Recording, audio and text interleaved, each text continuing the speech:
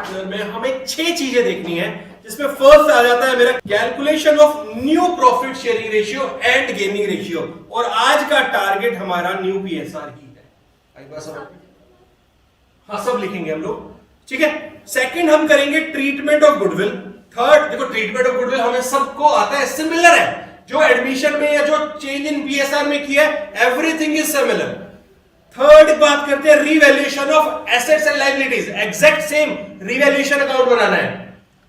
Fourth बात करते हैं treatment of reserves, accumulated profit and losses, similar जैसे चेंज इन पीएसआर में किया है, जैसे एडमिशन में किया है, एज इट इज इस पे करेंगे।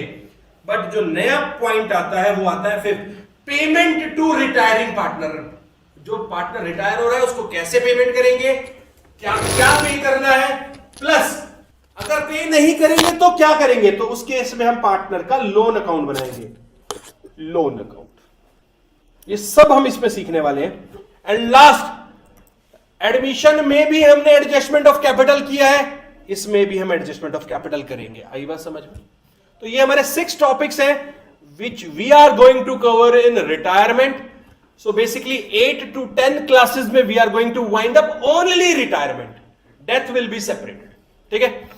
So first heading हो जाएगी मेरी calculation of new profit sharing ratio. ठीक है? heading डालेंगे calculation of new profit sharing ratio. If new profit sharing ratio of remaining partner is not given, देखो उस केस में हम क्या करते थे, new PSR of new partners की बात करते थे। यहां पे हम रिमेनिंग पार्टनर्स की बात कर रहे हैं या ओल्ड पार्टनर्स। देखो दोनों केस सिमिलर है, यहां रिमेनिंग बोल दिया, वहां ओल्ड बोल रहे थे, ठीक है, क्योंकि वहां पे पहले 2 थे या 3 थे, नया आ रहा था, यहां पे जा रहा है तो कुछ बच रहा है। तो हम बात कर रहे हैं रिमेनिंग पार्टनर्स की। हमें new profit sharing of remaining partner नहीं पता, तो हम अज्यूम कर लेंगे कि जो रिमेनिंग पार्टनर्स है ना, वो प्रॉफिट एंड लॉस अपने ओल्ड रेशियो में ही शेयर करते रहेंगे। वहां पे भी कुछ ऐसा ही करते थे, है ना। तो बेसिकली क्या बोला इसने बोला कि अगर एक पार्टनर चला गया और जो बचे हुए पार्टनर्स हैं उनके नए प्रॉफिट शेयरिंग रेशियो के बारे में कोई इंफॉर्मेशन नहीं दे रखी है, तो उनका न्यू जो रेशियो है ना, वो ओल्ड रेशियो ही न्यू रेशियो बन जाएगा। आई बात समझ में? सेकंड कह रहा है sometimes remaining partner purchase the share of retiring partner.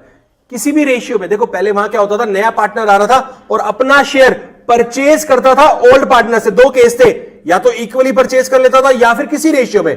यहां पे हम बोल रहे हैं जो पार्टनर जा रहा है ना, उसका शेयर ओल्ड पार्टनर्स यानी रिमेनिंग पार्टनर्स परचेज कर रहे हैं। वो इक्वल भी हो सकता है और किसी भी रेशियो में हो सकता है, ठीक है, इन सम स्पेसिफाइड प्रोपोर्शन। वो इक्वल भी हो सकता है, किसी भी केस में हो सकता है। तो उस केस में अब जितना उन्होंने परचेज किया उतना पोर्शन उनके ओल्ड रेशियो में हमें ऐड कर देना है। तो कह रहा है it will be added to their old ratio, it will be added to their old ratio. ये पॉइंट है याद रखने वाला कि जो परचेज वो कर लेंगे उनके ओल्ड रेशियो में वो ऐड कर देंगे, तो उनका न्यू शेयर आ जाएगा। आई बात समझ में? अब हम बात करने वाले हैं गेनिंग रेशियो की। देखो गेनिंग रेशियो इसका मतलब जो पार्टनर जा रहा है उसकी वजह से रिमेनिंग पार्टनर्स को गेन हो रहा है। तो गेनिंग रेशियो कैसे निकालते हैं? देखो पहला केस, 2 केस बनाए। If new PSR of remaining partners are not given, अगर गिवन नहीं है तो अज्यूम कर लिया जाएगा कि वही ओल्ड रेशियो, जो ओल्ड रेशियो है ना, वही मेरा क्या बन जाएगा, गेनिंग रेशियो। लास्ट टाइम हम क्या करते हैं, सैक्रिफाइसिंग में भी यही करते थे, और केस 2 मैंने बना दिया। अदरवाइज कैसे कैलकुलेट करते हैं, जब न्यू पीएसआर दे रखा है तो new ratio minus old ratio. Yes और नो?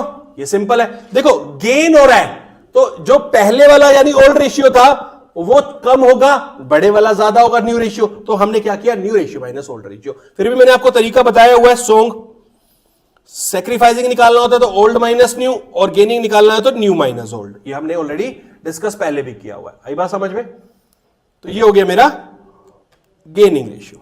आज हम एक नए टॉपिक के साथ आपसे मिल रहे हैं और ज्यादा टाइम ना लेते हुए आपसे टॉपिक के बारे में सीधा बात करते हैं। बट एक काम आप जरूर कर लीजिए, चैनल को सब्सक्राइब कर दीजिए, शेयर कर दीजिए वीडियो को अगर आपको अच्छी लग रही है। तो बात करते हैं अकाउंटिंग ट्रीटमेंट ऑफ गुडविल। कौन सी गुडविल? पहले तो मैं आपको बताता हूं, ये वो गुडविल है जो आपको हमेशा एडजस्टमेंट में मिलती है। तो क्या कहता है, ज्यादा टाइम नहीं ले रहे तो सीधी बात कर ले रहे हैं।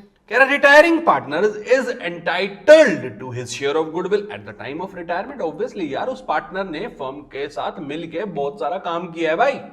अब काम किया है, उसकी रेपुटेशन बिल्ड की है, तो वो जब जा रहा है तो वो अपने गुडविल का शेयर भी मांगेगा। तो नॉर्मल बात है। कह रहा in case of retirement the adjustment of goodwill will be made through partners capital account. Capital account से हम उसको गुडविल दे के भेजेंगे, कोई इश्यू ही नहीं है इस बात में। तो एंट्री क्या हो जाएगी, कह रहे continuing partners capital account debit. अब देखना जो बच गए मेरे रिमेनिंग पार्टनर्स है उनकी कैपिटल से हमें रिटायरिंग पार्टनर की कैपिटल को क्रेडिट कराना पड़ेगा। क्यों क्यों क्योंकि उसके जानने से कंटिन्यूइंग पार्टनर्स को हो रहा है गेन, इसलिए हम इसको करते हैं गेनिंग रेशियो में। तो एंट्री हो जाती है मेरी continuing partners capital account debit to retiring partners capital account share of goodwill adjusted to continuing partners in gaining ratio. आई बात समझ में, अब वो जा रहे हैं तो हक तो मांगेंगे ही ना।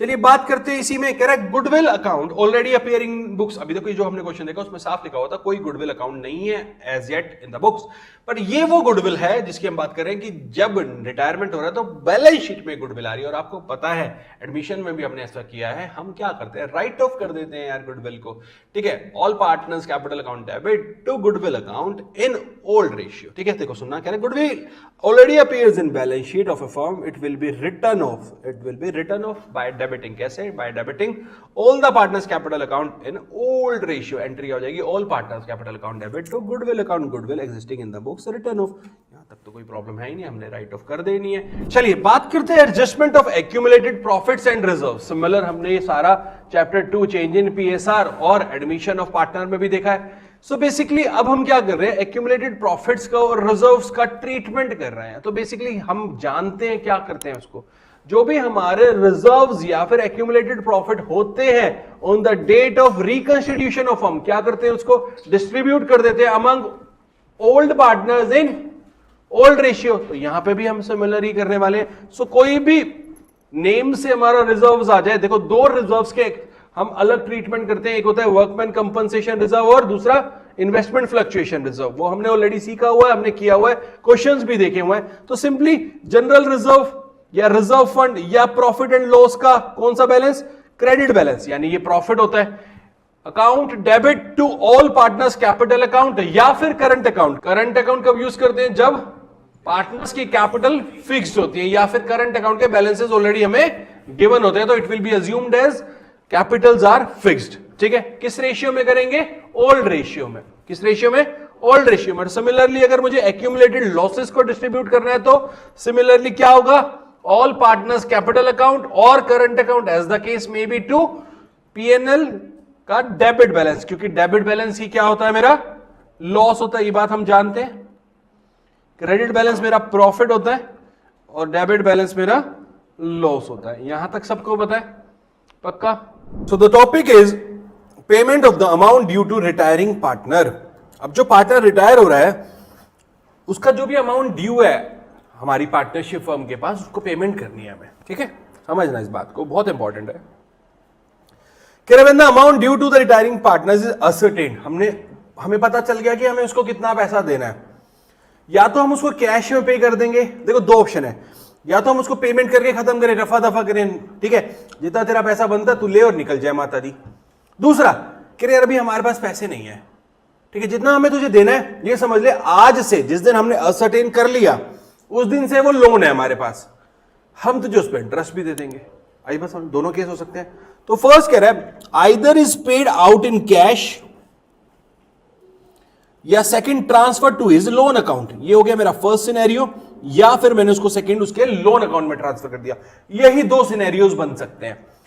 सीधी सी बात है, मैंने तुमसे पैसे लिया, अब या तो देना है या तो दे के नक्की करूं, या वो खड़ा रहेगा मेरे पास, खड़ा रहेगा तो एज ए लोन रहेगा। तो यही दो केसेस है।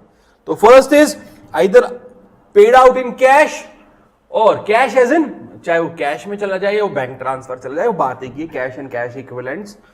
And second transfer to his loan account, उसके लोन अकाउंट में हमने उसको ट्रांसफर कर दिया, ठीक है। तो अब दोनों केसेस की जनरल एंट्रीज को समझते हैं और एक क्वेश्चन देखेंगे, एक नहीं अच्छे क्वेश्चन देखेंगे आज, इंपॉर्टेंट क्वेश्चन देखेंगे। कह रहा है if the amount is paid in cash और by cheque as the case may be, तो retiring partners capital account debit to cash या bank account. Journal entry simple है, ठीक है, उसकी कैपिटल को कम कर देंगे क्योंकि अब उसको पेमेंट कर दिया। दूसरा बैंक मेरा गिवर बन जाएगा। तो फर्स्ट तो मेरा ये हो गया। सेकंड कह रहा है if the amount is not paid in cash the amount due to him will be transfer to his loan account. देखो एक कैपिटल से उसके पैसे हटा दिए, कैपिटल कम कर दी, कैपिटल डेबिट हो जाएगी, बट एक मेरे लिए नई लायबिलिटी क्रिएट होगी, वो क्या होगी, पार्टनर्स लोन अकाउंट। तो एंट्री हो जाएगी मेरी retiring partners capital account debit to retiring partners loan account, जो भी नाम से होगा उसके नेम से उसका लोन अकाउंट क्रिएट कर देंगे। ये दो मेरी बहुत ही इंपॉर्टेंट जर्नल एंट्रीज। देखो अब जो इसके बाद मैं डिस्कस करने वाला हूं, that particular thing is very important in terms of MCQ as well as in terms of CUET. इस साल भी ये क्वेश्चन पूछा गया है सीयूईटी में, ठीक है। अब जो हम डिस्कस करेंगे, चलिए अब जो बात कर रहे हैं वो इंपॉर्टेंट है, ध्यान से सुनेंगे। नोट देखना, इस नोट पे बहुत इंपॉर्टेंट टॉपिक कवर होता है। कह रहा है in absence of any agreement, कोई एग्रीमेंट नहीं है बिटवीन द पार्टनर्स, यानी पार्टनरशिप डीड मिसिंग है। The retiring partner as per the section 37, ये सेक्शन याद रखेंगे सीयूईटी के लिए, section 37 of Indian partnership act 1932, it is entitled to interest at the rate 6% per annum. यानी जो रिटायरिंग पार्टनर के लोन का अमाउंट है ना, याद करो, loan from partner first chapter में पढ़ा था हमने, उस पर इंटरेस्ट 6% देते थे, सिमिलर वही है। पर यहां पे रिटायरिंग पार्टनर के लिए स्पेसिफिकली अगर बात करूं तो सेक्शन 37 गवर्न करता है। कुछ लॉ वाले लोग बैठे हैं हमारे बीच में, लॉ वाले लोग, तो उनको उनके लिए सेक्शन बड़ा इंपॉर्टेंट बन जाता है, ठीक है। लॉ तो पढ़ना आ गया होगा तुझे, तो बस फिर कह रहा है, अब सुनना आगे कह रहा है, अब इसके पास ये ऑप्शन है, यहां पे आपको एमसीक्यूज में भी ऑप्शन मिल सकता है, ध्यान से सुनना, और इस पे हम एक क्वेश्चन भी करेंगे, दिस इज वेरी इंपॉर्टेंट। अब ये पार्टनर के पास डिस्क्रिशन है कि वो इंटरेस्ट लेना चाहता है या फिर कह रहा है इंस्टीड ऑफ इंटरेस्ट ही में take the share of profit. वो ये बोलेगा भाई साहब मैं रिटायर हो रहा हूं पर मेरी कैपिटल का पैसा तुम्हारे पास है ना, तो जो तुम पैसा कमाओ उस पैसे से उसका शेयर मुझे दे देना। कह रहे he may take that share of profit which has been earned by the firm by the use of the amount due to him, तो मुझे शेयर ऑफ प्रॉफिट दे देना। आई बात समझ, ये रिटायरिंग पार्टनर के पास राइट है कि भैया मुझे 6% नहीं चाहिए, फिक्स अमाउंट नहीं चाहिए, I am okay, I am a risk taker, आप काम करो, पैसा कमाओ, उस पैसे का जो मेरा शेयर बनता है, अगर वो पार्टनर 1/3 शेयर के लिए एलिजिबल है तो उसको 1/3 शेयर ऑफ प्रॉफिट्स हम प्रोवाइड करा देते हैं। आई बस समझे।